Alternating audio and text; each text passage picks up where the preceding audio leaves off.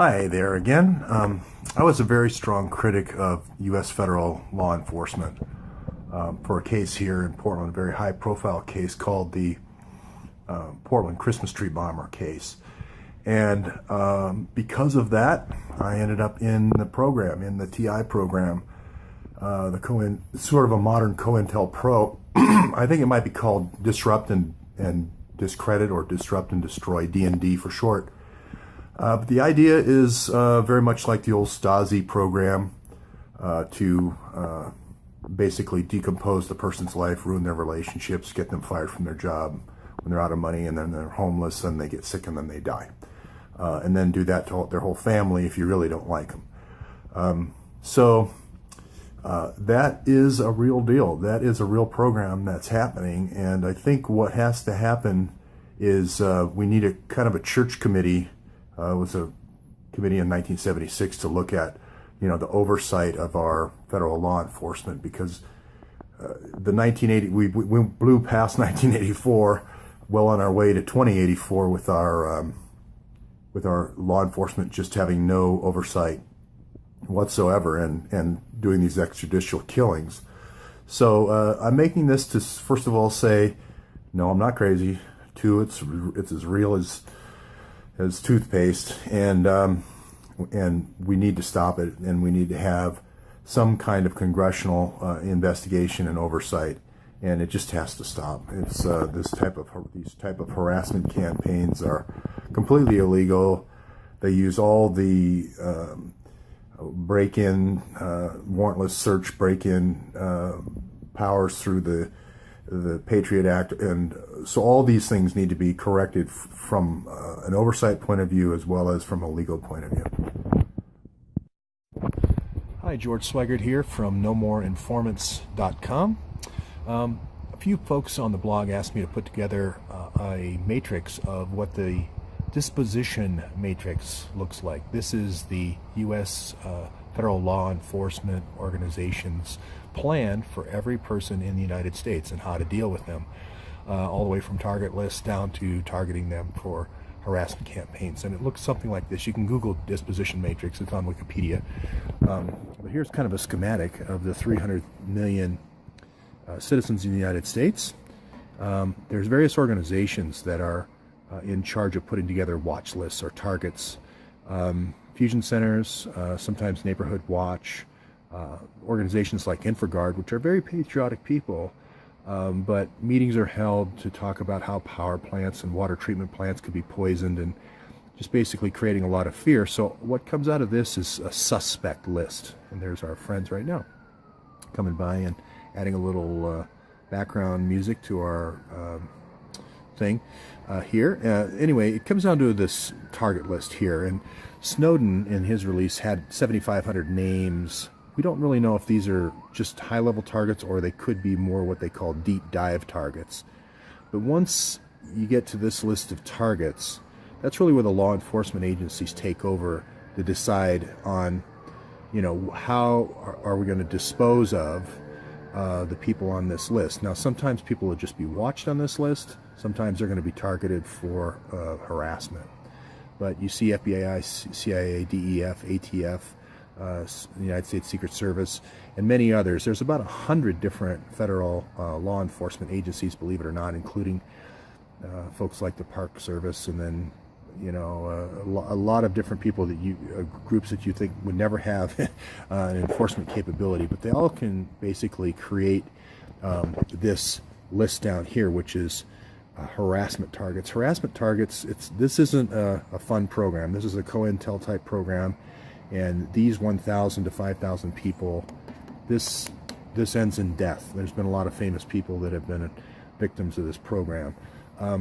It started originally with paid informants. There's 10 times as many more informants now than there was during the Vietnam War. That was in 2008 when the FBI last reported how many informants it had. But the huge growth is over here in volunteer informants. People who have been kind of tricked in a way into thinking that they're doing the right thing for their neighborhood or doing the right thing for their community. A lot of times the folks that are first responders, thinking that they're protecting their community, Basically, these folks can just say, we have a person of interest, we'd like you to do various things to harass them with various activities, and they give them a list of activities that they can provide. But that's it. Pretty much that is the disposition matrix. It's not just for foreign terrorists anymore. It's for U.S. citizens. And the sad part about this whole situation is the targeting has moved more and more and more since 2001 away from actually criminals toward innocent people. And I can talk about that in a later video about confiscation and how and informants making commissions and how that skewed the incentives for the law enforcement. Today I'd like to focus on a guy by the name of Gary Webb. There's a picture of him. Sorry about the light there, but this is on my website, Report Until Death. It's dedicated to reporters who basically have given their life to their reporting of government overreach or government programs. As you can see here, Gary won the Pulitzer Prize, and he exposed the CIA bringing up crack or cocaine from Central America to fund the Contras. So it's very. He was killed in a he had a forced suicide through government harassment, and actually knew people who knew Gary, who talked about his last days of desperation. There are other folks on here like Michael Hastings, who was murdered when he was trying to expose a federal program. David Byrd, who wrote about the oil industry, who disappeared for a year, said he fell into a river. And then a guy by the name of Michael Rupert, who was a narcotics investigator in Los Angeles for about 30 years and broke the story that the government was involved in selling narcotics through CIA operatives in the LA area. So this site here, I'll continue to add people that have given their lives and have kind of been forced into suicide. There's Aaron Schwartz, obviously was a big thorn in the government's side with PIPA and SOPA and other internet programs. So that's Report Until Death. One good thing is that they actually made a movie about Gary's life, and if you have a chance, go see it. It's called Kill the Messenger, and it was $10 on Google Play and other outlets, but now it's on Redbox, so you can see it for 99 cents. It's an excellent movie. Jeremy Renner, a fantastic actor, well-made movie, really the first one since All the President's Men, really, that tells a true story of an investigative reporter. Thanks. That's all for now. George Swigert at nomoreinformants.com. I wanted to do a quick video to kind of update my other videos on harassment in the United States. You're all familiar with the FBI. You should Google this word, COINTELPRO. This is the system of harassment, basically, the FBI developed over a 50-year period. Really was originally targeting Russian agents, but later it was about disrupting the lives of leaders in groups like the Black Panther Party. A couple of the leaders were killed there. Malcolm X, Muhammad Ali had a file. Just about everybody famous from all the world of entertainment. A lot of the political leaders had a FBI file. Martin Luther King, they actually sent him a suicide letter recommending that. So the 60s is a very turbulent time. A lot of COINTELPRO being used to disrupt their lives. Even was used on groups like PETA later on, but mainly targeted at groups. Where that changed and harassment changed in America was the CIA, which was mainly focused on the Department of Defense and the Pentagon, overseas operations and so forth. But in the Eisenhower administration, they got into a little bit of trouble. Eisenhower warned of the military-industrial complex and folks like CIA lying to him, and they lied to him about several operations and ran operations without the permission of the president. Kennedy actually wanted to break up the CIA into 1,000 pieces. So that's when the CIA said, hey, we have to start getting a greater presence in the U.S., which they did over that period of time. But when it really took off was when George Tenet sent a letter in these 28 pages, the Saudi 28 pages, basically outlining the creation of DHS, something called fusion centers, and InfraGard. DHS is a clearinghouse of federal, state, and local law enforcement and many other data sources. The whole idea, you've seen the NSA, collecting all your texts and collecting all your phone calls and collecting all your emails and so forth. That's what it's doing. It's doing a map database, or what they call a graph database, of you and all your friends. And this is for every person in the United States. The data is stored in Utah. Now, these 70 fusion centers are more on a state-by-state basis. There's actually a few more. I think there's like 68 or 69 of them. And they work with the local state law enforcement to create target lists. So from this massive group of 300 million people that DHS maintains, these fusion centers are more concerned about the terrorism watch list, which has up to 2 million people on it. So this isn't the no-fly list the FBI does. This is the terrorism watch list, which has 2 million people. From this list, some sort of a funnel, you can choose to target people for surveillance. You can choose to target them for active surveillance, which is a more involved version of surveillance, where you have sort of a box around the person all the time, every day, and you let them know that they're being watched. And then finally, this third form of harassment is actually you combine that with home invasions at night. There's a way of incapacitating the people in a home and then actually doing home invasions. So this is the kind of the blacklist, if you will, where there's a box around you during the whole day, and then at night you have these home invasions. And the result isn't just, lose your job or break up your marriage or so forth, or have your friends drop you and your relatives stop communicating with you.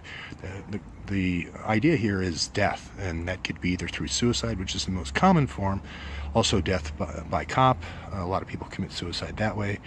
Or the other one is you have these active shooters that we see so much now. So it's all a product really of the CIA's derivation. And instead of targeting people who are politically motivated, this can be anybody. Since fusion centers take money from Fortune 500 companies, you could take a competitor out with this program. You could take out innocent people that you just don't like for whatever reason.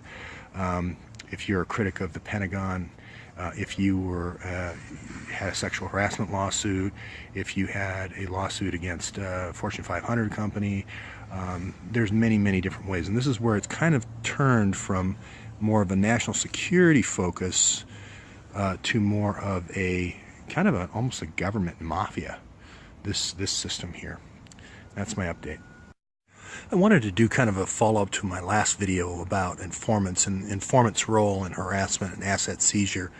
In my last video, you can look at it.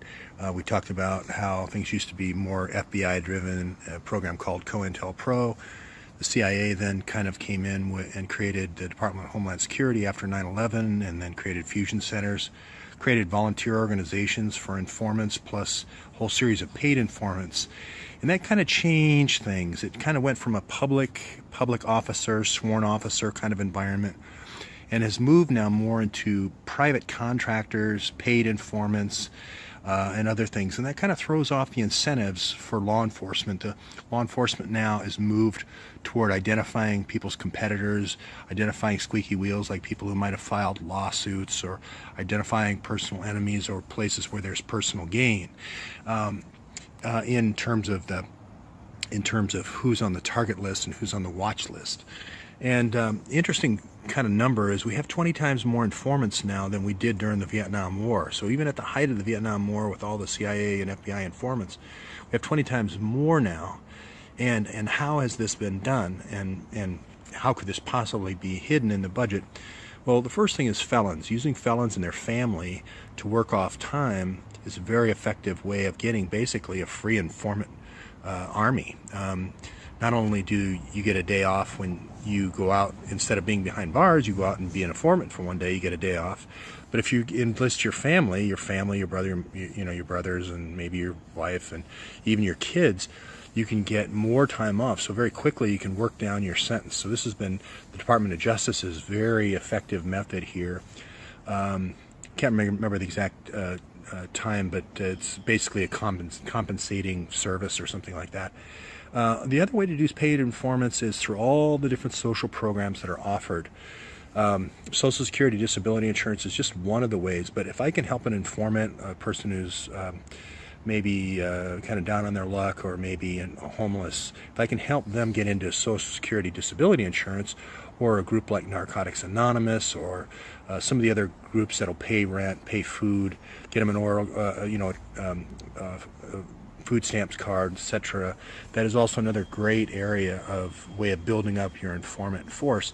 Then the other way I could do it is contractors. If I can go to the government contractor list and say, here's all the people who cut my grass, here's all the people that are electricians and plumbers, and here are all the people that work in for the railroad or the gas company or the water company or all those different folks, and I have meetings about terrorism and talk about InfraGard and ask them to be volunteers to identify potential risks, then I can get a whole bunch of people that are volunteers. And all I have to do is basically give them an incentive for bringing people, for getting people in trouble. It's kind of like having a private police force or a private prison.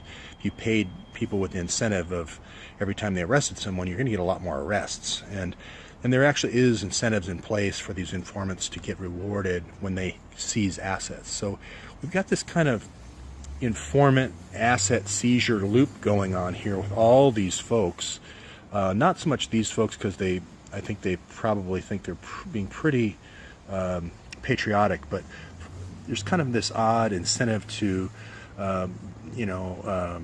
go after people that may not actually be terrorism risks at all. As a matter of fact, they may just have a lot of assets, and we can target them in a lot of ways. We can intercept their communications, and if they're on bad websites, or we could intercept their email, or we could do a lot of different things to entrap them, to seize their assets. And so that's actually how we've kind of moved from more of a public sworn officer type of thing to more of a public-private partnership, to now where it's almost all privatized. We've privatized the informant industry through contractors and these other types of informant groups.